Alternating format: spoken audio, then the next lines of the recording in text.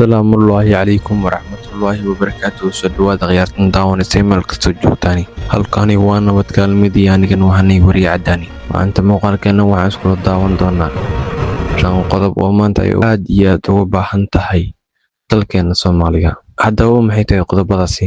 Muuqaalkan ayaad ku bogan doontaa haddaad nagu cusub tahay fadlan subscribe noo saar haddaad hore noo joogtin like share aad iyo aad baad numaasan tahay. haddaba aan gudagalnay qodobkeena koowaad ayaa wuxuu noqonayaa sugidda amniga iyo baahinta sharciga. Amnigu waa laf dhabarta horumar kasta. Soomaaliya waxay u baahan tahay maanta dhisidda ciidamo qaran oo tayo leh, qalabaysan, laguna kalsoonaan karo. In meesha laga saaro khataraha argagixisada iyo is-eedeysiga hubeysan.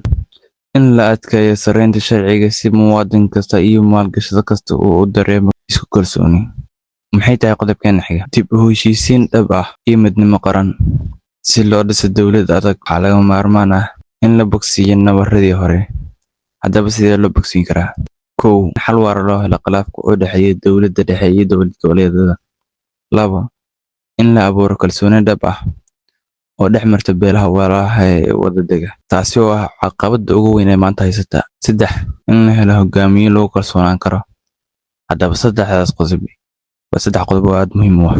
qodobkeena xiga waxaan iskula eegi doonaa horumarinta dhaqaalaha iyo shaqo abuur jiilka cusub. In ka badan 70% dadkan Soomaaliyeed waa dhalinyaro, intooda badanna ma haystaan shaqooyin joogto ah.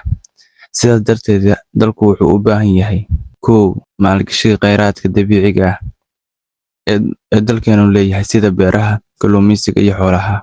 Waan ogahay maanta dhalinyarada badanaa kama shaqaystaan beeraha iyo kalluunka iyo xoolaha. Waxay ka mid tahay waxyaabaha naga guuraya maanta ama naga sii nabad guuraya. Maxay tahay marka sababta?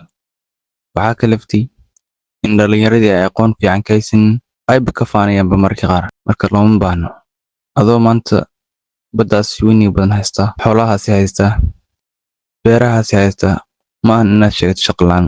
Waa fariin yar oo u gudbin lahaa dhalinyarada Soomaaliyeed in dhiirigeliyo ganacsatada yaryar iyo kuwa dhexe si loo yareeyo faqriga. waa qodob aad muhiim u ah asigana. 4. Tayeynta waxbarashada iyo caafimaadka. Aasaaska bulsho kasta oo horumartay waa dadkeeda oo caafimaad qaba, aqoon leh. Haddaba si ku timaadi kartaa marka abuuris nidaam waxbarasho oo lacag la'aan ah ama jaban, kaas oo la jaan qaadi karaan baahiyaha suuqyada caalamiga ah iyo kuwa maxalliga ah. Hagaajinta isbitaalada dowladda si muwaadin kasta uu helo daryeel caafimaad oo tayo leh. qodobkaas ama sheego baxna. Maxay tahay qodobka kale? La dagaalanka musuqmaasuqa iyo in la helo maamul wanaagsan si hantida ummadda iyo deeqaha caalamiga ah looga faa'iideeyo dadka dhabta ah ee u baahan tahay. Waxa weeye maanta in la abuuro hay'ado madax bannaan oo la xisaabtama madaxda iyo shaqaalaha dowladda. In lagu dhaqmo hufnaan, qof kastana uu ka helo fursadaha shaqo iyo qandaraasyada aqoontiisa iyo kartidiisa. Aqoonta ha ka horeysa qabiilka.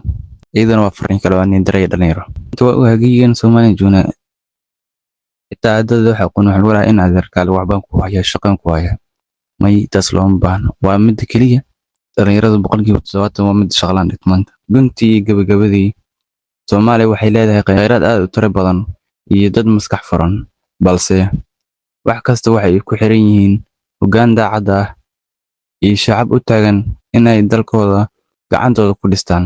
Haddaba muwaadin markasta garab taagnow hadba dowladda ku hogaaminaysa. Markale haddaan ku xasuusiyo janaalka subscribe inoo soo muuqaalkan la garay oo sii share garay aad iyo aad baad u mahadsantahay.